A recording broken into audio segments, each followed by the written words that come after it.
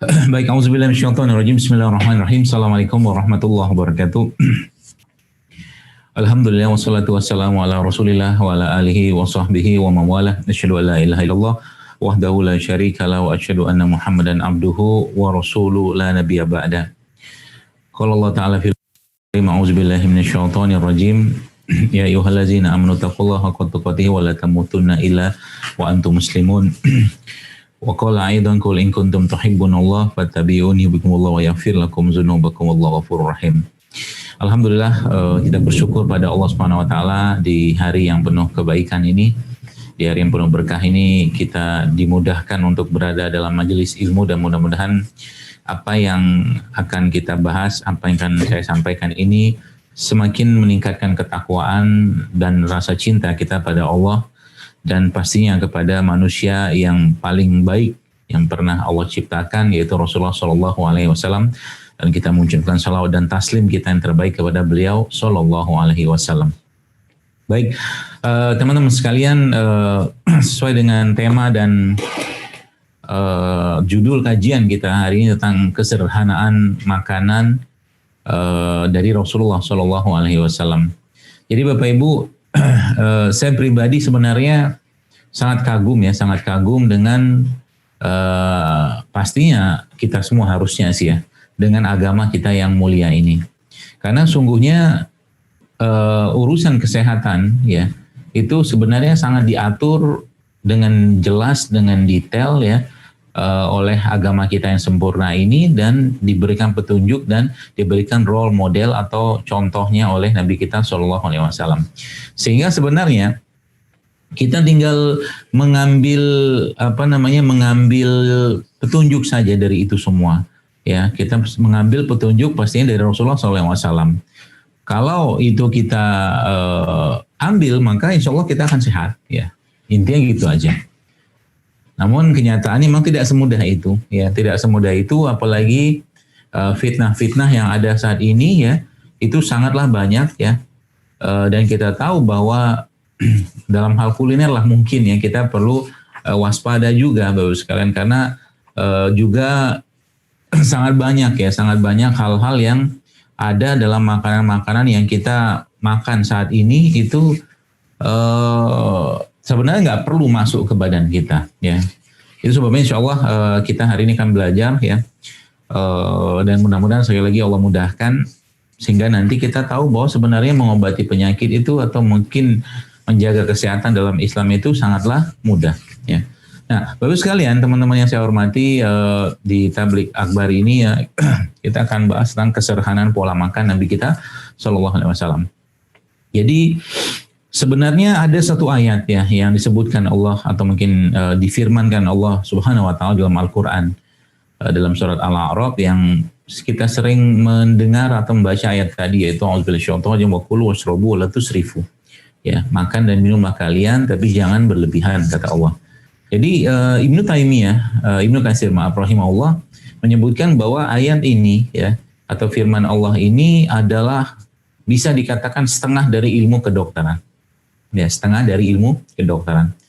Karena sebagian besar masalah penyakit itu munculnya karena kelebihan atau berlebihan dalam urusan makanan. Sebagian besar atau mungkin sebagian besar penyakit itu bermula dari berlebihan dalam urusan makan. Jadi kalau itu kita itu kita ikutin, maka banyak hal yang kita bisa dapatkan kebaikannya. Nabi kita SAW bahkan menjelaskan bahwa dalam sebuah hadis yang mana kita juga sering mendengar hadis tersebut atau sabda baginda Nabi SAW tersebut, yaitu tidak ada kantong yang lebih buruk dari atau yang diisi oleh manusia daripada perutnya sendiri. Jadi perut itu dia tempat yang paling atau lebih buruk gitu kan dari bagian-bagian yang lain, karena memang akar atau asal muasal dari semua penyakit memang dari situ sebagian besar. Nabi kita SAW menyebutkan bahwa cukuplah seseorang itu mengkonsumsi beberapa suap makanan yang dapat menegakkan tulang punggungnya. Nah, di sini pesan yang sering saya sampaikan bahwa sebenarnya makan itu bukan untuk kenyang, tapi cuma sekedar menegakkan tulang punggung kita agar bisa beribadah kepada Allah. Ini hal penting yang kita harus catat ya, karena memang Rasulullah sendiri dan para sahabat ya, ada mereka kenyang gitu ya, kenyang mungkin terlalu kenyang gitu kan, seperti Abu Hurairah yang pernah sampai minum susu sampai sangat kenyang, tapi itu nggak terulang, nggak sering-sering gitu kan. Sekali saja gitu kan. Nah, jadi makan itu bukan untuk kenyang. Jadi kalau kita membahas tentang kesederhanaan pola makan Nabi SAW, maka Rasulullah SAW itu makan bukan untuk kenyang, tapi kita makan untuk menegakkan tulang sulbi kita atau tulang punggung kita untuk beribadah kepada Allah Subhanahu Wa Taala. Lalu dalam hadis ini Nabi menjelaskan kalau terpaksa maka ia bisa mengisi sepertiga perutnya dengan makanan, sepertiga dengan minuman, dan sepertiga sisanya untuk nafasnya. Jadi subhanallah, masya Allah, tabarakallah, sekalian, kalau kita pahami ya hadis ini, maka tubuh manusia itu dikondisikan untuk terus menerus berada dalam fase detox ya. Kalau saya ngelihat ayat ini atau mungkin sabda atau perkataan Nabi kita SAW ini. Jadi kalau seandainya mengikuti petunjuk ini, petunjuk hadis yang sepertiga ini, maka subhanallah, artinya yang kita makan itu nggak sampai membuat tubuh kita terbebani, ya. Yang kita makan itu nggak sampai membuat tubuh kita tuh berat, ya. Dan yang menariknya bahwa ternyata banyak proses-proses perbaikan, ya, banyak proses-proses perbaikan sekali lagi dalam tubuh kita ini yang hanya terjadi dalam kondisi perut itu tidak kenyang, atau mungkin badan kita, ya perut terutama itu tidak kenyang atau kita tidak makan kenyang. Ada namanya autofagi. Autofagi adalah di mana sel-sel kita tuh memakan sel-sel yang rusak, kurang lebih seperti itu. Ya. Sel-sel yang sehat itu yang memakan sel-sel yang rusak. Ya, jadi itu hanya terjadi kalau orang itu dalam kondisi lapar. Jadi autofagi itu hanya terjadi dalam kondisi orang itu lapar. Ya, dan tidak akan terjadi dalam kondisi orang itu kekenyangan. Itu sebabnya urusan kenyang ini dalam Islam, Bapak Ibu sekalian, teman-teman semua, urusan ya makan ini bahkan dimasukkan ya dalam Al-Quran oleh Allah Subhanahu Wa Taala, dan masya Allah tabarakallahnya ulama-ulama menyebutkan bahwa salah satu yang menyebabkan lemahnya iman kita adalah imannya manusia adalah terlalu banyak makan, terlalu banyak tidur, terlalu banyak makan, terlalu banyak bicara, terlalu banyak bergaul, ya. Tidak bergantung pada Allah tuh beberapa yang menyebabkan lemahnya iman. Jadi jangan kita pikir ya bahwa yang dimakan seseorang itu hanya sekedar masuk ke badannya, lalu akhirnya diserap badannya, ya bukan, ya. Makanan tadi bisa berpengaruh sampai ke imannya dia, ya. Jadi kalau kita bicara tentang bagaimana Nabi kita SAW mengajarkan atau memberikan petunjuk kepada kita semua, ya Nabi sangat-sangat sederhana, ya. Yang paling luar biasa adalah adab yang sangat luar biasa dari Nabi kita SAW terhadap makanan. Jadi adab beliau SAW terhadap makanan itu sangat-sangat tinggi, ya. Salah satu adab itu adalah beliau tidak pernah mencela makanan kalau makanan itu nggak enak. Nah, ini kita perlu pegang baik-baik. Jadi kalau makanan itu nggak enak, misalkan kita dikasih teman atau mungkin kita diberi atau membeli makanan, terus makanan itu menurut kita nggak enak, lalu kita nggak enak nih, ini apa nih macam-macam, itu tidak ada dalam kamus Nabi kita SAW.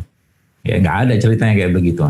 Ya subhanallah, masya Allah, Nabi tidak mencela makanan. Kalau tidak enak, beliau diam, beliau tinggalkan, selesai. Ya. Tapi kalau enak, ya menarik ya, beliau tidak memuji juga ya. Kalau enak, orang tahu, sahabat tahu kalau Rasulullah SAW itu makan makanan dan itu enak, beliau akan makan. Seperti itu saja tuh adabnya. Karena ya makanan itu punya ibarat kata perasaan tanda kutip gitu kan, perasaan tanda kutip. Ya. Seperti itu. Jadi itu adab ya, adab bagaimana Nabi kita mengajarkan hal-hal seperti itu. Jadi adab dalam urusan makanan itu harus jauh lebih kita perhatikan daripada sebelum kita makan itu sendiri. Ya, adabnya mulai dari kita duduk saat makan, ya, kemudian mulai juga dari kita mengambil makanan yang paling dekat, kemudian juga kita juga mengucapkan bismillah. Atau mungkin kita juga dengan tidak meniup makanan. Kemudian kita duduk atau makan dengan tidak bersandar. Itu salah satu adab yang diajarkan oleh Rasulullah SAW. Ya. Nah, adab-adab ini bro sekalian yang menjadi poin penting sebenarnya sebelum kita berhadapan atau mungkin sebelum kita bicara makanan itu sendiri. Ya, tadi saya sempat ada pembukaan tentang beberapa kesederhanaan atau mungkin pola-pola makan Nabi kita Shallallahu Alaihi Wasallam. Ya, nah kenapa teman-teman coba lihat ya? Saya kadang-kadang sedih ya. Kenapa saya katakan saya sedih? Saya sering lihat ya teman-teman mahasiswa atau mungkin banyak orang umum gitu kadang-kadang makan sambil berjalan, kemudian makan bahkan pakai tangan kiri atau minum dengan tangan kiri ya. Ini bukan sunnah Nabi kita SAW. Ya, jadi hal seperti itu bukan petunjuk dari Nabi kita SAW. Maka kita perbaiki. Sehingga adab itu menjadi sesuatu yang sangat penting. Sebab apa? Kalau dengan makanan saja seseorang itu tidak beradab, Bapak sekalian, ya, maka dengan yang lain pun nanti bisa berimbas atau berefek. Ya. Maka dengan yang lain pun itu bisa berimbas atau berefek. Jadi hal seperti itu jadi dibagi oleh para atau mungkin sangat diperhatikan oleh para ulama. Bahkan Nabi menyebutkan dalam sebuah hadis la ta'kulu qa'iman. Jadi kata Nabi SAW jangan makan sambil berdiri. Ya, seperti itu. Termasuk juga Nabi pernah memegang pundak Umar bin Abu Salamah ketika dia mengambil makanan yang jauh gitu kan. Lalu Nabi mengatakan pada Umar anaknya Abu Salamah gitu kan, wahai anak gitu kan, wahai ananda gitu kan, ambillah makanan lebih dekat dengan dirimu terlebih dahulu sebelum engkau mengambil ya makanan yang jauh. Baik, Bu sekalian, kemudian kesederhanaan makanan-makanan Nabi kita SAW itu sebenarnya kalau saya coba telusuri gitu ya, kalau saya coba telusuri itu Masya Allah ya, sebenarnya nggak sederhana, ya. Kenapa saya katakan nggak sederhana? Jadi begini ya, kalau kita lihat misalkan kurma lah ya kurma, kita mungkin merasa ya ini sederhana makan kurma, Bu sekalian, tapi sebenarnya kesederhanaan dalam makanan berupa kurma ini sebenarnya nggak sederhana. Ya, tapi dalam kurma ini kita tahu bahwa dalam kurma itu banyak mengandung bahan-bahan penting, mulai dari vitaminnya, mineralnya, ada gulanya, ya, ada enzimnya segala macam ada pada kurma. Ya, jadi bisa kita bayangkan kalau seandainya kesederhanaan ini kita terapkan, ya. Yang sebenarnya tanda kutip dia nggak sederhana, ya. Namun yang menariknya adalah di era modern seperti sekarang saat ini, teman-teman sekalian, yang kita makan tuh kayaknya banyak gitu kan, tapi dia tidak banyak mengandung bahan-bahan yang diperlukan oleh atau mungkin bahan-bahan yang diperlukan oleh tubuh. Maksudnya begini, bayangkan orang yang misalkan ya, dia mengkonsumsi misalkan lah ya nasi putih lah misalkan. Nasi putih ya, kita tahu nasi putih itu sangat tinggi gulanya atau indeks glikemiknya ya. Ketika seseorang itu makan nasi putih ya, satu piring katakanlah, dengan misalkan satu piring kurma juga ya, dengan kalori yang sama, maka sebenarnya nasib atau perjalanan nasi putih itu dalam badan kita itu tidak akan sama halnya dengan si kurma tadi. Misalkanlah sama-sama 300 kalori nasi putihnya, misalkan ya. Si kurmanya juga 300 kalori. Tapi menariknya Bu sekalian, si nasi putih itu ya, cuman isinya gula saja, glukosa saja, vitaminnya, mineralnya, enzim-enzim pentingnya, bahkan mineral-mineral penting itu sudah hilang dalam segala proses perlakuan nasi putih tadi. Jadi subhanallah ya, kesederhanaannya Rasulullah itu justru malah makanannya kesannya sederhana. Tapi Nabi kita SAW mengetahui ya, pastinya kita tahu bahwa Nabi SAW wa ma yantiqu anil hawa in huwa illa wahyu yuha. Maka Nabi berpesan ya, kepada kita semua tentang banyak hal, misalkan minum madu setiap hari, ya ada petunjuknya.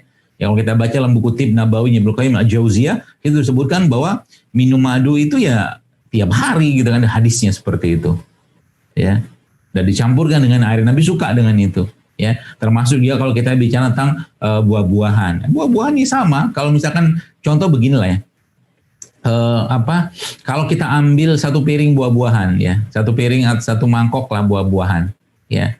Dengan katakanlah buah-buahnya kan glukosa, ada glukosanya di situ, ada gula buahnya, tuh fruktosanya di situ. Dengan satu piring yang isinya misalkan gula pasir, kan sama-sama gula gitu kan.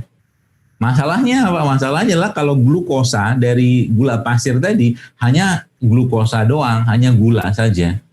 Ya, tapi kalau kita bicara buah tadi, teman-teman sekalian, itu bukan cuma buah saja, ada seratnya, ya, ada vitaminnya, ada mineralnya, semua ada di situ. Ya, lagi-lagi sebenarnya kesederhanaan ya, kesederhanaan yang saya coba telaah dari bahasa atau mungkin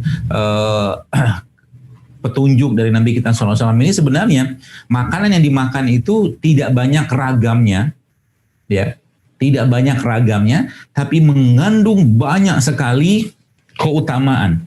Ya, keutamaan. Saya coba aplikasikan saja ke kehidupan kita atau mungkin ke teman-teman semua sehingga nanti kita mulai paham gitu kan, bahwa ternyata banyak yang kita makan selama ini itu nggak diperlukan, ya, nggak diperlukan oleh tubuh kita, karena derajat makanan itu, ya, derajat pertamanya adalah makan untuk kebutuhan, ya, mencukupi atau memenuhi kebutuhan itu. Kemudian makan memadai, ini peringkat yang keduanya. Yang ketiga, makan atau makanan pakai ukuran atau standar kemewahan. Ya. Nah, kita nih zaman sekarang ya, kita lihat ya banyak sekali ya, makan tuh udah bukan lagi kebutuhan, udah yang dimakan berlebih kalorinya, ya. Kemudian jarang puasa juga, jarang olahraga juga, jarang sayur juga, jarang buah juga, jarang air putih juga. Udah gitu yang dimakan tidak diperlukan oleh tubuhnya. Ya sudah, pasti muncul penyakit. Ya, maka protokol kesehatan dalam Islam ini Bapak-Ibu sekalian itu Masya Allah ya, sangat-sangat luar biasa. Ada puasa di situ. Maka saya pernah memberikan sedikit ya garis besar secara pengetahuan saya gitu kan, bagaimana makan itu atau mungkin bagaimana proses kalau kita mau memperbaiki tubuh kita, mulai dari dibersihkan, kemudian dikeluarkan, baru dimasukkan. Kan pernah saya tulis itu. Bersihkan diambil dari konsep di mana Nabi SAW menganjurkan kita berpuasa pada setiap bulan, pada 13, 14, 15. Kemudian pada tanggal 17 atau 19 atau 21-nya Nabi kita SAW menganjurkan kepada kita semua untuk berbekam. Ya, berbekam. Habis itu kita tahu bahwa pada tanggal 17-nya kita tahu bahwa setelah itu, bukan setelah itunya, maksudnya proses setelah itu kita masukkan makanan-makanan yang halal dan thayyib dan tidak berlebihan. Ya, meskipun kurma sehat, meskipun madu sehat, tapi kalau berlebihan juga tidak baik bagi tubuh kita. Ya, nah. Jadi teman-teman sekalian, banyak sekali ya makanan-makanan atau mungkin konsep-konsep kesederhanaan yang Nabi kita berikan petunjuk kepada kita semua ini yang bisa kita terapkan, ya, bisa kita terapkan di zaman sekarang ini, ya, di zaman sekarang ini. Jadi misalkan Nabi kita SAW suka makan atau salah satu makanan kegemaran Nabi itu adalah sarid, ya. Sarid itu apa? Sarid itu adalah roti gandum ya, roti gandum yang dimasukkan dalam suatu tempat gitu ya. Kemudian dituangkan kuah kari ya, kuah kari gitu. Kita tahu bahwa gandum yang bagus ya, guys, seperti mungkin teman-teman pernah mendengar talbinah itu ya. Talbinah itu salah satu sumber serat yang sangat tinggi bagi pencernaan kita. Ya, bahkan Nabi kita SAW menyebutkan bahwa talbinah itu bisa menenangkan hati, menghilangkan gelisah, ya, menghilangkan hati, ya, karena memang dia adalah makanan buat bakteri-bakteri yang ada pada perut kita. Nah, kemudian ditambahkan dengan kuah kari daging seperti itulah. Kita tahu bahwa kari ya, misalkan ya, kari itu suatu makanan ya yang penuh dengan bumbu di sana. Ya, penuh dengan bumbu di sana. Ada kari, ada serat yang tinggi, kemudian tambahkan dengan bumbu. Maka ini jadi makanan yang sangat luar biasa. Ya, itu sebabnya Bapak Ibu sekalian, teman-teman yang saya hormati, makanan yang sederhana yang kita pikir itu sebenarnya kandungannya itu sangat luar biasa. Ya. Nah, masalah kayak kita sekarang kita bahas semakin ya, misalkan kita sudah memahami ini, maka misalkan kita makan tempe. Ya, tempe itu sebenarnya akan jauh lebih bermanfaat, akan jauh lebih berkhasiat ke tubuh kita kalau seandainya dia tidak digoreng. Kenapa nggak digoreng? Karena dia kan produk fermentasi. Tempe atau kedelainya sudah direbus, kemudian dalam proses perebusan, setelah proses perebusan, kemudian dikasih ragi, kemudian jadilah tempe seperti itu. Ya, artinya dia makanan probiotik. Ya, makanan probiotik. Jadi sangat sehat justru malah kalau seandainya tempe itu kita konsumsi tanpa kita goreng. Ya, tempenya dipotong-potong kecil, misalkan kita tambahkan madu atau kita makan bersama kurma. Itu salah satu yang biasa saya ajarkan. Ya, itu sangat baik bagi pencernaan kita. Ya, makanan kayak begitu kayaknya sederhana, Tapi teman-teman, kalau Anda pelajari ilmu tentang misalkan probiotik ya, tempe itu kan makanan probiotik. Jadi subhanallah, masya Allah, mulai dari menurunkan kolesterol, menurunkan berat badan, ya, mencegah kanker, meningkatkan atau memperbaiki imunitas, kemudian dia memperbaiki pencernaan, menguatkan imun, banyak sekali, bagus sekalian dari tempe tadinya. Tapi sekarang masalahnya adalah tadi ya, kecenderungan kita ya, manusia zaman sekarang ini untuk lebih mengkonsumsi makanan-makanan yang sesuai dengan selera lidah kita. Ya. Jadi kalau saya suka kari, tapi kalau saya makan kari biasanya nggak pakai santan. Saya minta nggak pakai santan. Jadi betul-betul pure bumbu-bumbu itu dimasak gitu kan. Kemudian tambahkan air pastinya, atau mungkin dalam bahasa orang-orang Asia itu ya, masala gitu kan. Itu tambahkan dengan daging-daging ya, mau ikan, mau daging apa, itu sangat baik bagi tubuh kita, Bapak sekalian. Ya. Jadi banyak sekali penyakit ya, lagi-lagi saya sampaikan ya, bisa dicegah dengan memperbaiki pola makan. Saya pribadi melihat ya, sebelum mungkin jamaah saya, teman-teman saya itu yang mereka mulai ibarat kata sudah ditinggalkan oleh keluhan-keluhan di badannya. Ya, sudah ditinggalkan oleh keluhan-keluhan di badannya. Artinya apa? Ketika mulai mereka memperbaiki pola makan, menyederhanakan makanan mereka, menyederhanakan pola masaknya makanan itu atau cara masak makanan itu yang tidak berlebihan, maka tubuhnya atau mungkin keluhan-keluhan tadi perlahan-lahan hilang. Karena memang tubuh kita itu semakin sederhana yang masuk ke tubuh kita, maka semakin mudah tubuh kita mengolahnya. Semakin sederhana makanan yang masuk ke tubuh kita, maka semakin mudah tubuh kita mengolahnya. Ya. Dan sebaliknya juga sama, semakin kompleks makanan yang masuk, semakin berat tubuh kita mengolah. Dan ada dannya seterusnya adalah kalau penyakit-penyakit itu ya bermula dari semakin kompleksnya ya makanan yang masuk ke tubuh kita. Jadi banyak masalah teman-teman sekalian berkaitan dengan makanan tadi. Jadi kalau saya kadang-kadang membayangkan makanan ini panjang banget ceritanya, karena memang terlalu banyak pengganggu dalam makanan tadi. Ya, jadi tapi kita punya cara-cara yang nanti kita sallallahu alaihi wasallam bisa, atau mungkin kita bisa terapkan dari dari petunjuk Nabi kita seperti itu. Contohnya begini. Pernah ada orang yang menyuguhkan biawak ya kepada Rasulullah SAW. Lalu saat itu Nabi tidak memakannya karena Nabi mengatakan ini bukan makan di tempat kami gitu kan. Ini bukan makanan di tempat kami ya. Jadi subhanallah, ternyata makanan, jadi kesederhanaan makanan itu juga ada kaitannya dengan apa yang Allah ciptakan di suatu tempat. Jadi apa yang Allah ciptakan di suatu tempat, udah makan aja, jangan heboh-hebohan gitu. Kayak sekarang ini kan kita ngelihat migrasi makanan ya, atau transformasi lah, atau seperti itulah gitu ya. Makanan dari luar ke Indonesia misalkan.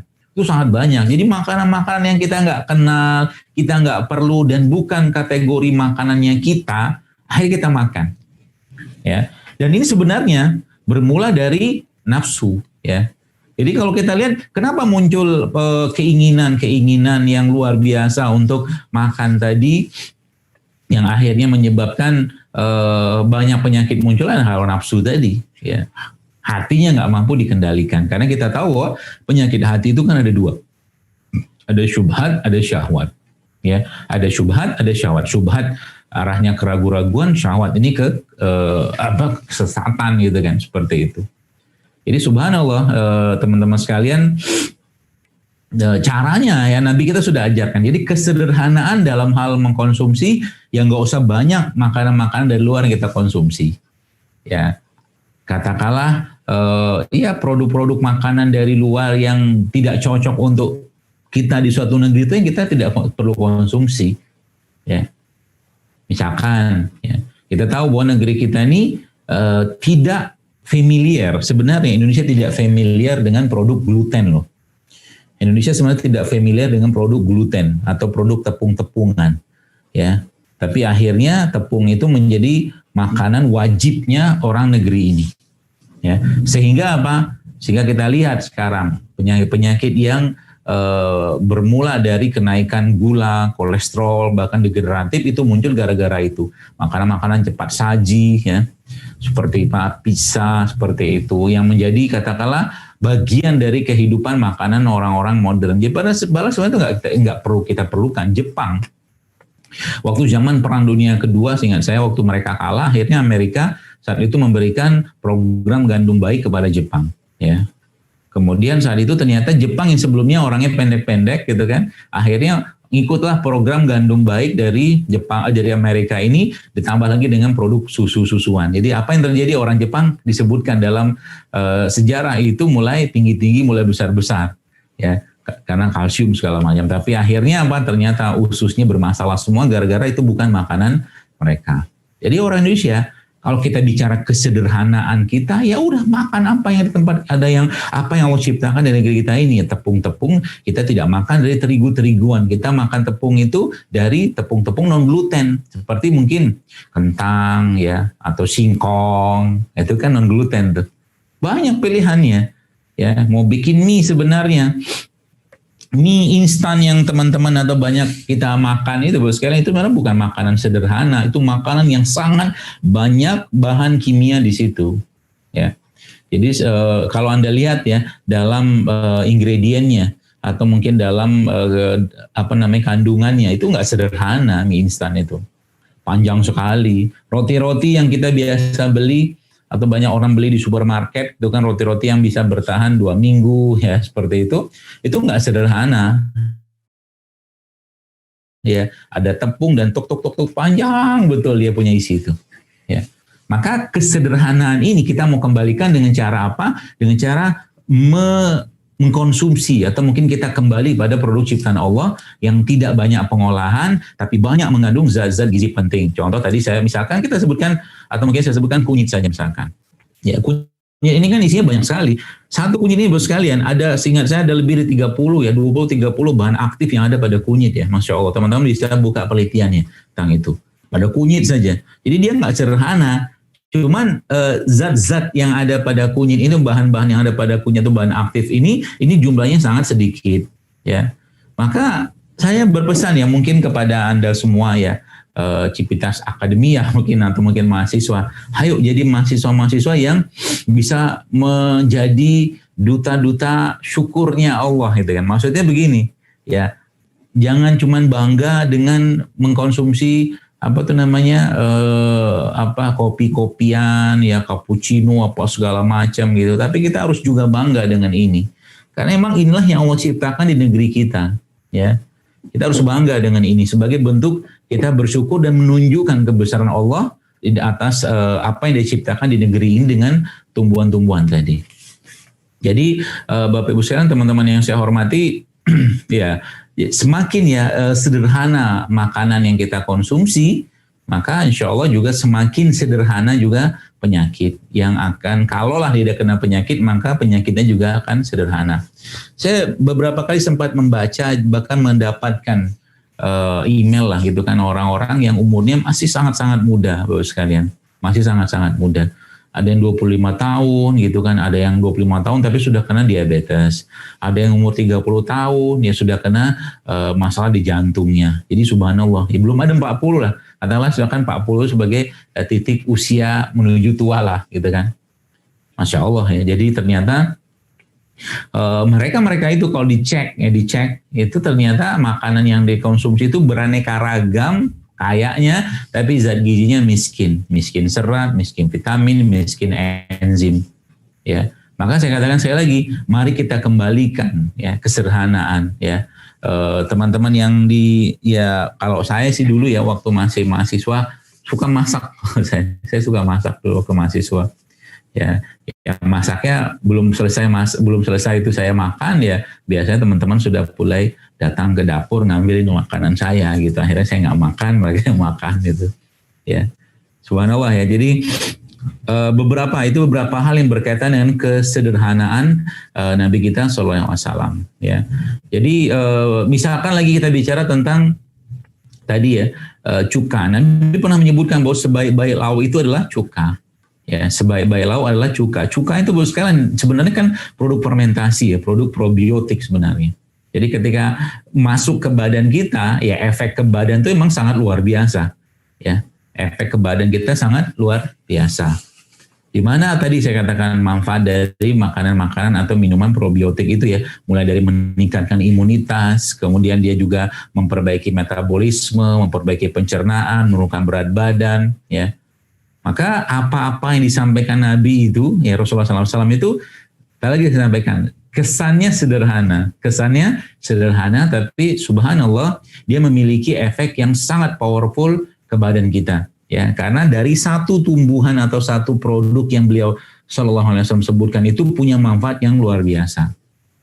Contoh lagi, jadi kalau kita mengikuti pola katakanlah dietnya Nabi kita Sallallahu Alaihi Wasallam. Jadi sekarang kan banyak nih program-program diet gitu kan. Subhanallah Bapak-Ibu sekalian. Nabi kita SAW pernah disebutkan dalam sebuah riwayat bahwa Rasulullah dalam 1 bulan itu tidak makan dan minum apapun kecuali air dan kurma. Ya, apakah Nabi nggak mampu membeli atau nggak mampu mendapatkan? Ya gampang lah sebenarnya. Kalau Allah mau turunkan dari langit pun Allah turunkan karena saking sayangnya Allah dengan Rasulullah SAW. Tapi Nabi tidak memilih itu. Ya. Nabi ingin memberikan contoh, ulama-ulama juga kan Nabi ingin memberikan contoh nih, salah satu bentuk detoksifikasi yang sangat sederhana ya dan sangat powerful. Anda bayangkan, air dan kurma ketemu, jadi orang akan sangat-sangat sehat terus sekalian. Maka itu sebabnya dalam puasa-puasa yang kita tahu bahwa Rasulullah SAW itu mengajarkan kepada kita semua bahwa Nabi kita berbuka dengan kurma basah kalau ada, kalau tidak ada kurma kering, kalau tidak ada air putih.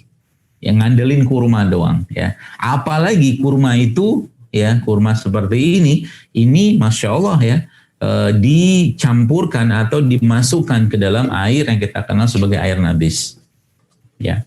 Dimana kurma tadi akhirnya terekstrak, terdifus ya, masuk ke dalam air, dan air tadi berubah fungsinya selain sebagai minuman, dia juga bisa berfungsi sebagai makanan karena dia mengenyangkan, kata Ibnu Qayyim al-Jauziyah dalam Tib Nabawi atau Zalumat yang beliau rahimahullah ya.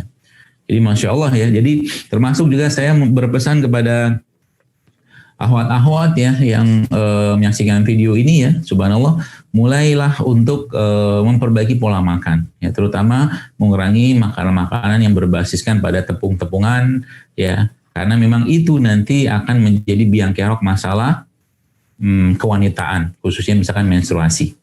Jadi untuk dikurangi atau bahkan kalau saya sarankan sih di stop ya. Itu biang keroknya. Karena kalau sudah menstruasinya bermasalah, itu masalah ke yang lain akan panjang sekali. Ya. Dan urusan makanan ini teman-teman sekalian jangan dianggap enteng. Saya tadi dapatkan sebuah WA. Jadi di WA ini disebutkan di situ yang bertanya itu mengatakan kepada dia nanya ke saya melalui admin gitu kan. Subhanallah ya, beliau bertanya, ini apa obat buat radang, radang apa ya, radang saluran reproduksi lah gitu kan. Karena ternyata dia sering merasakan nyeri, apa namanya, dan kerap terus setiap berhubungan suami istri, maaf, itu dia merasakan nyeri, dan akhirnya dia nggak tahan, nggak bisa berhubungan suami istri, padahal dia perkawinannya masih muda. Tapi subhanallah ternyata gara-gara itu suaminya sudah bilang ini nggak bisa kayak gini terus gitu kan. Artinya suami bahkan minta dia cerai, bahkan nikah lagi gitu kan, gara-gara urusan nggak menjaga tubuh. Jadi jangan kita pikir hal-hal yang makanan begini ini tidak menjadi satu hal yang besar ya. Saya pribadi banyak mendapatkan informasi bahwa ternyata banyak wanita juga bisa minta cerai, minta pisah gara-gara laki-lakinya tidak mampu memberikan kepuasan. Ini kan waliyauzubillah ya. Jadi dan itu semua awalnya salah satunya dari makanan.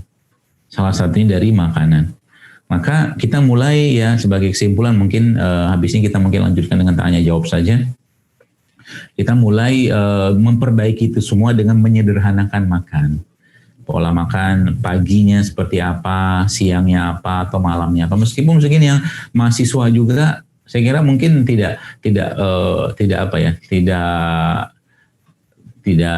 usah sungkan lah mungkin ya, tidak usah sungkan mengikuti pola-pola ini semua, karena ketika Anda memperbaiki pola makan Anda, maka sebenarnya Anda sedang memperbaiki gen Anda. Artinya kalau gen Anda diperbaiki, maka masa depan peradaban Islam ini dari rahim Anda yang akhwat gitu kan, atau mungkin dari sel-sel laki-lakinya itu adalah sel yang sangat-sangat sehat, sehingga nanti keturunan yang dihasilkan juga keturunan yang sehat. Ya, seperti itu. Mudah-mudahan bisa memberikan pencerahan kepada teman-teman sekalian, dan semoga bisa diterapkan ya. Karena sayang ya, kita tahu sekarang semakin merajalelanya makanan-makanan yang nggak sehat, dan begitu luar biasanya orang terinstal pikirannya dengan hal-hal yang instan, sehingga akhirnya obat-obatan pun makanannya instan, obatnya pun instan. Hasilnya ya pikiran yang instan, kebiasaan yang semua pengen serba cepat, serba mudah, cara cepat masuk surga, cara cepat macam-macam lah, seperti itu. Ya, jadi mudah-mudahan dari kesederhanaan makanan Rasulullah SAW yang sedikit banyak saya jelaskan itu tadi bisa memberikan pencerahan kepada teman-teman semua, dan bisa kita terapkan pastinya. Ya mungkin kalau zaman sekarang ini, kalau mungkin kita berikan kita kasih judulnya tuh ya kayak food combining lah ya. Nabi kita itu emang cenderung sederhana makanannya ya. Cenderung sederhana makanannya. Jadi Masya Allah ya, mudah-mudahan itu bisa kita terapkan juga. Wallahu ta'ala alam. Saya kira mungkin cukup, saya kembalikan lagi pada moderator. Assalamualaikum warahmatullahi wabarakatuh. Baik, ya saya tadi di mute, jadi nggak bisa ngomong ya. Masya Allah. Baik, pertanyaan sebenarnya sudah sangat banyak ya. Saya bahas di IG juga, salah satunya tentang GERD ini. Jadi intinya GERD ini teman-teman semua suatu penyakit lah. Saya nyebutnya sih penyakit ketakseimbangan dari asam lambung ya. Jadi mulai dari ada kembung, kemudian kadang-kadang nyeri, kemudian mual seperti itu. Nah biasanya penyebabnya atau mungkin gejalanya kurang lebih seperti itu. Nah pertanyaannya kenapa muncul seperti itu ya? Lagi-lagi sampaikan biasanya lagi-lagi ada gangguan di lambung. Maka sebelum kita bicara GERD atau mungkin sebelum kita bicara tentang apa obatnya, maka Anda yang kena sakit ini juga harus disiplin ya. Misalkan tidak mengkonsumsi makanan-makanan yang berbasiskan tepung-tepungan, kemudian minyak-minyak goreng misalkan, karena itu bisa mengganggu keseimbangan asam lambung. Kemudian kunyahlah makanan dengan baik, ya berkunyah atau mengunyah makanan secara optimal ya, mungkin 30 kali kurang lebih gitu. Salah satu cara untuk memperbaiki GERD tadi. Ya. Kemudian makanan-makanan yang banyak berpotensi mengandung bahan-bahan kimia sintetik ya, kayak makanan-makanan cepat saji gitu kan, atau makanan-makanan instan dalam bentuk kemasan tuh di stop. Apalagi maaf kayak mie instan itu saya kira mungkin jangan lagi makan lah, itu sayang ya. kasihan perut kita. Ya, itu salah satunya teman-teman semua. Ya. Kemudian kalau bicara tentang pengobatannya, ada banyak ya yang bisa kita lakukan. Salah satunya adalah menggunakan herbal terbaik yang Allah jadikan juga minuman penghuni surga, yaitu zanjabil atau jahe. Nah, jahe ini nanti tinggal Anda rebus ya, bisa ditambahkan sedikit sama serai ya. Jadi jahe sama serai. Kalau mau tambahkan sedikit dengan pandan, insya Allah juga bisa. Jadi jahe, pandan, serai itu direbus ya sampai airnya mendidih. Itu kemudian nanti air itu diminum, tambahkan dengan madu sedikit. Itu juga bisa menjadi pilihan lah, menjadi pilihan. Kemudian juga mungkin bisa ditambahkan dengan sedikit mulai membiasakan untuk mengkonsumsi probiotik ya. Probiotik itu salah satu sebelah mungkin cairan yang bisa memperbaiki juga metabolisme yang ada di lambung kita. Itu mungkin. Dan yang paling penting adalah memperbaiki enzim dengan cara mengunyah makanan. Ya, makanan dikunyah dengan baik itu salah satu cara yang paling mudah dan sederhana untuk memperbaiki GERD. Itu yang saya tahu. Allah. Iya, jadi sebenarnya masalah kantong mata itu bukan masalah di lokalnya ya. Sini kan, di sini ya biasanya. Itu adalah dalam ilmu pengobatan natural ya. Itu masalahnya adalah di organ ya, masalah di organ. Ada beberapa cara yang kita bisa lakukan baik secara lokal atau mungkin secara tubuh kita dan kebiasaan. Yang pertama, cobalah untuk tidur yang cukup ya, atau tidur di waktu-waktu yang dicontohkan oleh Rasulullah SAW.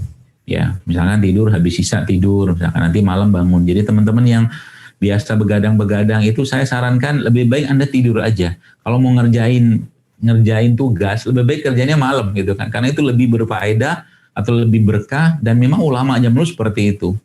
Ya.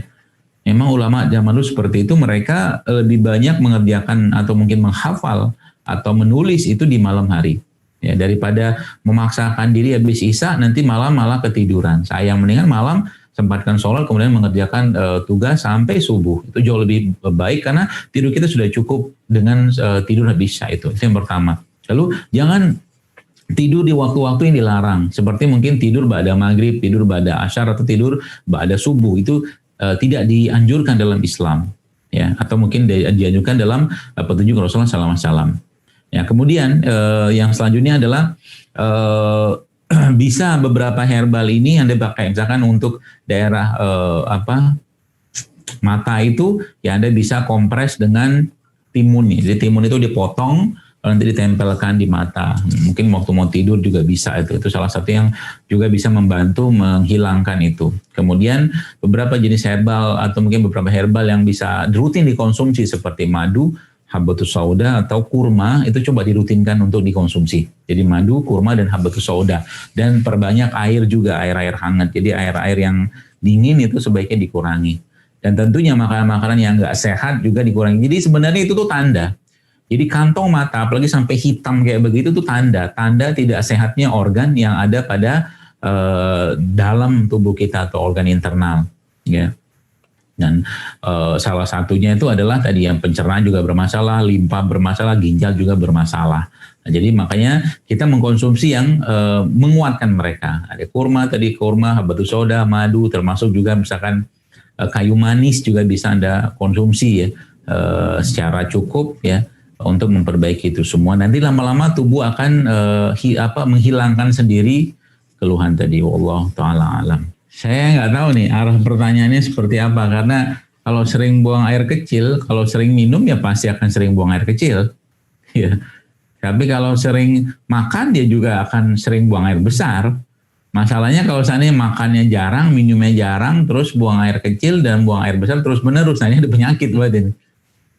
Ini bisa ada penyakit. Ya, saran saya mungkin lebih baik periksakan dulu ke dokter ya. Mungkin untuk mengetahui masalahnya apa. Karena frekuensi kita rata-rata kan kalau kita bicara DAB, misalkan DAB itu kan sehari ya ada 2-3 kali lah. Ya, atau 1-3 kali sehari itu standar normalnya.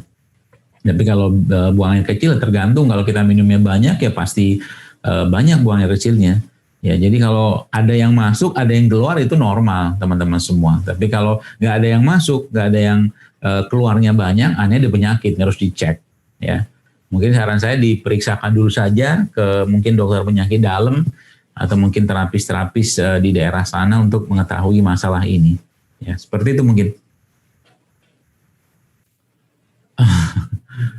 Iya, konsep eh, input ya atau intake protein ya tetap kita pakai sih ya. Cuman kalau saya pribadi sih ya lebih baik mencari bahan-bahan alami ya. Bahan-bahan alami dan bukan kemasan. Karena kalau sudah kemasan pasti banyak tambahannya, teman-teman. Ya, pasti banyak tambahannya. Dan nanti silakan browsing kok banyak kok sebenarnya asupan protein yang menguatkan badan yang tidak dalam bentuk kemasan. Dan bikin sendiri kan bisa kok insya Allah. Ada susu kambing, ada apa namanya kayak alpukat juga bisa ya, atau susu-susu dari kacang-kacangan seperti susu almond atau dari barley ya, itu insya Allah juga sangat baik ya setahu saya. Ditambahkan dengan protein-protein yang lain seperti telur-telur ayam kampung gitu, setahu saya insya Allah cukup. Jadi jangan termakan iklan ya, jangan termakan iklan ya. Kenapa saya katakan seperti itu, karena memang di zaman dulu ya para sahabat itu ada yang badannya sterek gitu kan, ada yang badannya sterek, dan saya yakin tidak mengkonsumsi makanan-makanan seperti itu karena memang nggak ada zaman dulu kan ya. Tapi mereka kuat karena apa, terbentuk ya, terbentuk. Apalagi yang mungkin teman-teman yang melihat ya, maaf, para tukang-tukang itu kan badannya udah sterek banget ya, badannya sterek banget karena memang antara masuk sama keluarnya berimbang ya. Jadi jangan kita juga harus memilih-milih. Jadi apa-apa yang disampaikan dari orang luar sana juga harus dipilih juga. Nah, lagi saya sampaikan lebih baik mengambil sumber-sumber yang alami saja ya. Tapi kalau mau minum ya silakan Anda yang kok. Tapi kalau saya nggak mau, apalagi kalau berbasiskan dairy. Udah berbasiskan dairy biasa saya lebih baik tidak deh. Dairy itu produk berbasiskan susu sapi, karena susu sapi sekarang kita tahu banyak yang sudah ternakan semua, bukan grass fed ya, bukan grass fed. Seperti itu mungkin, wallahu alam. Ya baik, bismillah. Ini pertanyaan bagus ini. Yang pertama tadi, bagaimana cara supaya kita enggak ya, mungkin teman-teman yang biasa tidur malam bahkan akhirnya terbentuk kebiasaan tidur malam. Jadi innamal a'malu binniyat. Kembali semua amalan itu karena niat ya. Semua amalan itu bergantung pada niat. Maka pertama perbaiki niat kita, ya Allah berkahi aku niatkan untuk bisa tidur mengikuti tidurnya Rasulullah SAW ya karena Engkau, dan berkahi waktuku ya karena sesibuk-sibuknya Anda, jauh lebih sibuk Rasulullah SAW. Ya. Sesibuk-sibuknya Anda, jauh lebih sibuk Umar bin Abdul Aziz yang punya anak 17, tapi dia bisa mendidik anaknya. Ya. Jadi kadang-kadang yang jadi masalah itu kita sering melegalkan pemahaman-pemahaman kita untuk mengerjakan kegiatan-kegiatan yang sebenarnya bisa kita bisa kita kendalikan dengan iman ya. Maka saya sudah jelaskan tadi kan, kalau udah kebentuk kebiasaan seperti itu, maka Anda harus berusaha juga membentuk kebiasaan yang baru. Jadi katanya biar udah kebiasaan tidur susah, tidur segala macam, berarti kita harus ubah tuh siklusnya ya, dan niatkan karena Allah, niatkan untuk bisa mengikuti Rasulullah dan para salafus soleh, orang-orang soleh zaman lalu yang mereka sukses luar biasa, tapi tidurnya tuh cukup dengan tidurnya mengikuti Rasulullah SAW. Ini barulah satu fakultas gitu. Ya, barulah satu fakultas. Zaman dulu terus kan kalau Anda baca Ibnu Qayyim al-Jauziyah yang mengarang kitab Tib Nabi itu, ketika beliau hidup itu tuh ada 100 kitab yang dia karang, dan 100 kitab itu ya bukan cuma satu, jadi satu bahasan. Misalnya kita bicara Zadul Ma'ad.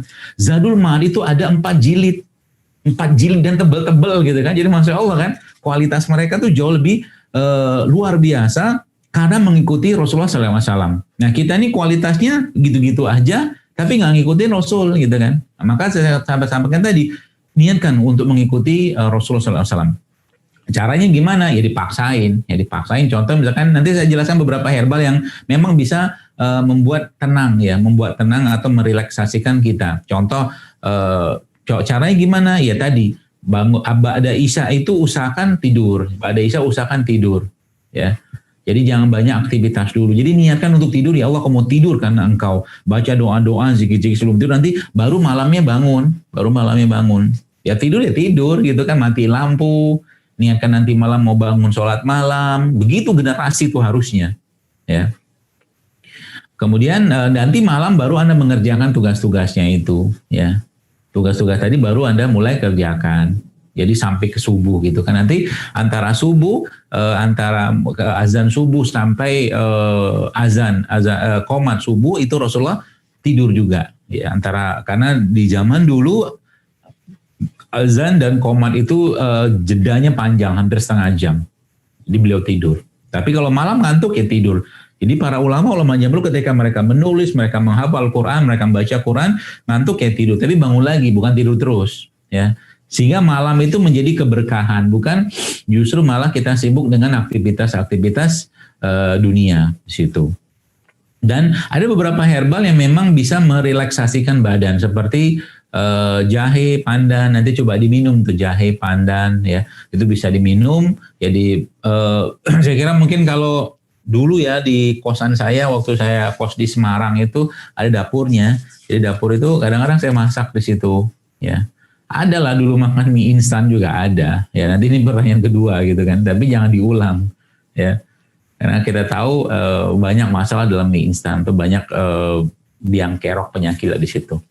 Jadi ada jahe pandan, kemudian ada kayak teh chamomile, itu juga bisa merelaksasikan badan. Kemudian juga ada kacang pistachio ya, itu juga bagus ya untuk apa tuh namanya, untuk mengantukkan atau merelaksasikan badan. Ketika mau tidur makan kacang itu, atau buah-buahan seperti kiwi, itu juga buah yang sangat baik untuk membuat tidur kita menjadi deep sleeping atau mungkin tidur yang lelap. Itu mungkin saran saya. Ya, atau mungkin juga menjelang tidur coba exercise ringan gitu kan, biar badannya agak sedikit letih ya, tapi bukan olahraga berat gitu ya. Itu juga bisa kita lakukan sehingga tidurnya juga bisa dapat tidur lebih sisa ya. Misalkan kalau isya sekarang kan jam-jam 7 gitu kan ya, kalau memang Anda memang masih perlu untuk mengerjakan tugas ya tidak apa-apa, kerjakan tugas sampai jam 8 atau jam 9, besok tidurlah. Nanti jam 12 ya atau jam 1 malam bangun. Kan antara jam 1 ke jam 4 ya kan, sekarang kan subuh kan sekitar jam 4, itu kan panjang tuh ya, panjang waktunya dan lebih berkah waktunya ketika mengerjakan di waktu malam itu ya. Itu mungkin saran saya. Nah, berkaitan dengan yang kedua, bagaimana caranya mengendalikan makanan-makanan junk food ini. Jadi teman-teman semua, ya sebetulnya junk food, gorengan itu kan junk food versi Indonesia gitu kan. Teman-teman sekalian, kita misalkan Anda masuk ke UII gitu ya, Anda masuk ke UI kan Tabligh Akbar UI. Kenapa Anda masuk ke UI? Masih ya Anda mencari info tentang UII kan gitu kan. Anda mencari info tentang UI, bahwa UI itu begini, suasananya begini gitu. Akhirnya Anda memutuskan untuk masuk UII gitu. Nah sama juga, jadi kita itu seringkalinya mengerjakan sesuatu itu nggak ada ilmunya, nggak tahu informasi mengenai itu. Ya maka sebenarnya kalau kita tahu, maka kita akan mikir-mikir untuk mengerjakan itu kalau tahu mudaratnya. Tapi kalau tahu manfaatnya kita akan kerjakan. Jadi contoh misalkan gorengan, Anda baca kira-kira gorengannya jadi masalah apa sih gini. Pertanyaannya nanti kan mikir, nah kalau saya nggak makan gorengan makan apa? Teman-teman sekarang gorengan tuh nggak murah loh. Berapa gorengan sekarang Bang? 1000-an. 1000 loh. 1000 tuh Anda bisa beli makanan di pasar ya, atau mungkin modal sehari itu goceng gitu kan, beli ubi, beli jagung ya, bisa Anda rebus di misalkan di kos-kosan gitu ya, atau punya tempat sendiri buat masak, itu tuh jauh lebih sehat ya. Anda yang peduli dengan badan Anda. Saya ingatkan ya teman-teman sekalian, di waktu saya kosan dulu itu ada teman saya, subhanallah, masya Allah, hampir tiap hari makan mie instan coba. Hampir tiap hari, pagi, siang, malam. Ya, Apa yang terjadi? Yang terjadi itu akhirnya teman saya itu kena kanker usus besar loh. Kanker usus besar. Ya. Akhirnya sampai awal-awal itu subhanallah. Saya tidak mengatakan ini karena mie instan saja, tapi dugaan saya itu karena itu gitu kan. Karena itu makanan miskin, serat, tinggi garam, segala macam lah. Banyak masalah di situ gitu kan. Mulai dari ketika mulai sakit itu akhirnya dioperasi dan dipasang kolostomi ya. Itu subhanallah teman-teman sekalian. Nah ini kan mudarat gitu kan. Kalau udah ngerti mudaratnya dan kita tahu kira-kira manfaat saya makan kalau saya mengkonsumsi yang sehat-sehat gimana. Apalagi yang ada di Jogja. Subhanallah Jogja itu lebih gampang mencari makanan sehat. Ya. Kayak warung kucing kan. Warung kucing gitu. Di Jogja kan banyak tuh. Ya, Masya Allah ya.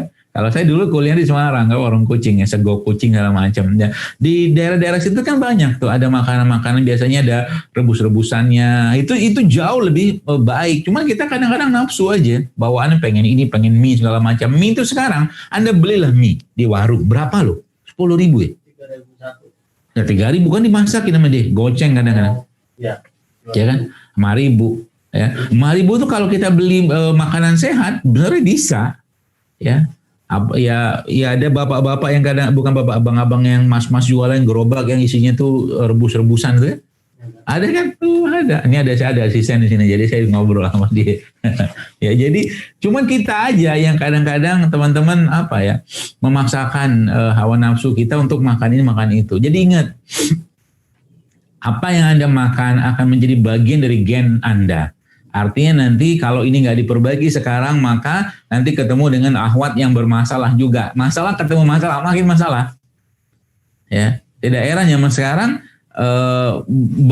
ya subhanallah kita tidak mendoakan, tapi justru malah di awal sudah pernikahan susah punya keturunan. Gimana mau punya keturunan yang gennya udah kacau beliau semua, autoimun lah, inilah itu segala macam. Jadi pikirkan ke depannya.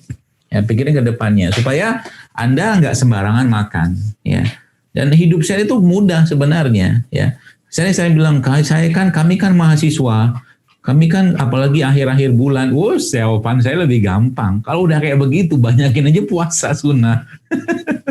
Iya kan? Murah.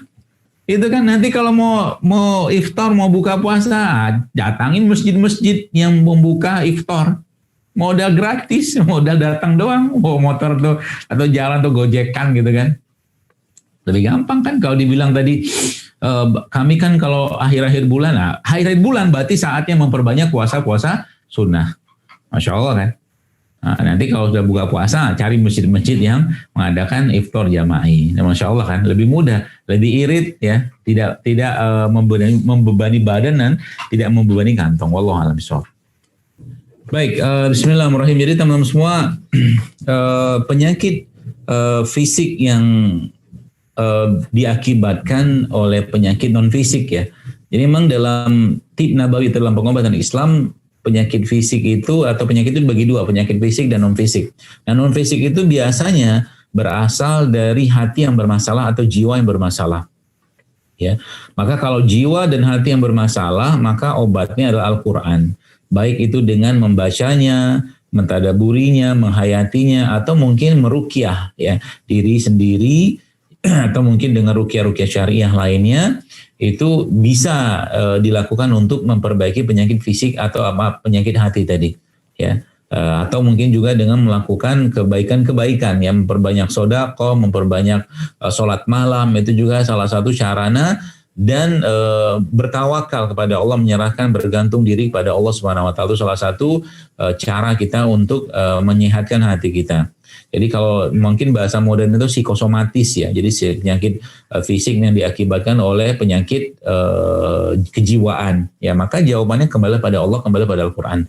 Jadi kan Al-Qur'an sebagai obat dan kita meminta pada Allah dengan doa-doa dan zikir kita agar Allah perbaiki hati kita. Nah, itu kurang lebih. Nah, kalau sudah sampai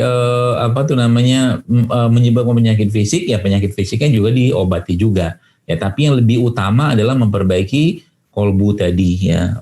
Membaca Qur'annya diperbanyak, lihat kajian atau dengar kajian diperbanyak, kemudian membatasi bergaul dengan orang-orang yang tidak memberikan manfaat ke diri Anda, ke iman Anda ya. Pilih-pilih teman. Jadi kalau saya Saya menyarankan ya teman-teman semua untuk pilih-pilih teman. Jadi kalau Anda berteman, pilihlah teman yang membuat Anda lebih baik. Terutama kebaikan atau mungkin lebih baik dari sisi keimanan. Ya, pilih teman kayak begitu. Ya, jadi kalau Anda berteman dengan orang yang membuat Anda menjadi lemah iman, yang gak usah berteman sama mereka. Ya sekedar ya dekat biasa aja lah gitu, tapi jangan jadi teman dekat. Ya maka bergeng-geng itu bagus sebenarnya, tapi tanda kutip ya, bergeng-geng untuk kita berkumpul bersama orang-orang yang bisa membuat Anda lebih baik dari sisi keimanan, dari sisi keilmuan juga boleh ya, atau mungkin dari sisi yang lain ya, sehingga kita juga menjadi orang yang secara sosio kultural juga sehat. Karena apa tuh namanya, penyakit itu ada ketiga ya, kalau dalam Islam itu dibagi menjadi penyakit jiwa ya, penyakit kejiwaan, penyakit badan ya, dan penyakit apa tuh namanya, hati ya. Jadi kalau itu katakanlah kita mau perbaiki, ya perbaiki awalnya dari mendekatkan diri pada Allah dengan mempelajari agama ini. Jadi mengikuti kajian. Jadi mungkin banyak orang tidak tahu ya bahwa mengikuti kajian itu secara langsung tidak langsung akan membuat seseorang itu akan lebih baik hatinya dan jiwanya ya. Jadi sempatkan waktu, jangan sibuk saja dengan urusan kampus, dengan urusan fakultas Anda, tapi juga urusan hati Anda harus jaga. Ya. Dan pesan saya terakhir kepada teman-teman sekalian, karena sudah selesai waktunya, niatkan belajar Anda ini karena Allah, ya bukan karena belajar di kampus ini, kampus itu, bukan karena belajar nanti atau mungkin kuliah itu karena ingin nanti kerja di sini dapat gaji sekian, jangan. Nabi sudah memberikan peringatan, barang siapa yang menuntut ilmu karena dunia ya, bukan karena Allah, maka bau surga pun dia tidak akan cium ya. Anda yang disekolahkan orang tua Anda ke kampus ini ya, mungkin orang tua pikir kampus ini atau sudah dapat informasi kampus ini bagus ya, UI ini bagus, insya Allah bagus, mudah-mudahan ya. Tapi jangan lupa ya, jangan cuma sekedar belajar atau kuliah di sana untuk mendapatkan gelar dan sekedar ilmu untuk bisa kerja di sini, bisa dapat gaji sekian, bisa dapat ini segala macam, jangan. Niatkan karena Allah, ya Allah jadikan apa yang kupelajari di sini menjadi kebaikan, apa yang kupelajari di sini menjadi manfaat, apa yang kupelajari di sini bisa menjadi amal jariahku. Ya, jadi niatnya kayak begitu, sehingga nanti Anda betul-betul mendapatkan pahala orang yang berjihad di jalan Allah. Karena barang siapa yang keluar dari rumahnya untuk menuntut ilmu karena Allah, maka dia dicatat sebagai seorang yang berjihad di jalan Allah. Dan kalau dia mati di situ, dia dicatat sebagai orang yang syahid. Mudah-mudahan ini nasihat bisa teman-teman terapkan ya, dan manfaatkan waktu dengan mempelajari generasi-generasi emas yang ada pada era-era keemasan Islam. Mereka jauh lebih dahsyat dari peradaban saat ini, Bapak Ibu sekalian, teman-teman semua. Ya, maka contohlah mereka, pelajari kisah-kisahnya, ikutin kaji-kajiannya, sehingga nanti Anda dapat ilmunya dari misalkan UI kayak sekarang ini, Anda juga mengerti bahwa ilmu itu mungkin tidak perlu mungkin banyak-banyak juga, tapi berkah ya, berkah karena kita meniatkan karena Allah dan mengikuti petunjuk dari Rasulullah dan para salafus saleh. Wallahu taala alam. Saya kira mungkin cukup, mudah-mudahan bermanfaat dan segala kebaikan dan kesempurnaan dari Allah dan segala kekurangan dari saya pribadi sebagai seorang manusia, mohon maaf, mudah-mudahan bermanfaat dan semoga Allah mudahkan studi teman-teman di sana semua, dan Allah ikhlaskan niat karena Allah, dan semoga Allah jadikan ilmunya ilmu yang penuh kebaikan dan ilmu yang penuh manfaat, dan semoga Allah jauhkan teman-teman semua dari segala macam fitnah yang membuat agama ini makin dituding macam-macam, dan semoga Anda juga bisa menjadi duta-duta agama Islam ini dengan ilmu yang Anda pelajari di sana. Dan ingatlah bahwa pekerjaan yang paling baik itu bukanlah menjadi profesi itu, tapi pekerjaan yang Allah jelaskan dalam Al-Quran, yaitu waman ahsanu qawlan mimman da'a ila Allah, dan siapakah orang lebih baik daripada orang-orang yang menyeru pada jalan Allah. Maka jadikan ilmu yang Anda miliki menjadi wasilah Anda untuk mengajak orang lain kepada jalan Allah dan yang sudah dijelaskan atau dicontohkan oleh Rasulullah SAW. Assalamualaikum warahmatullahi wabarakatuh.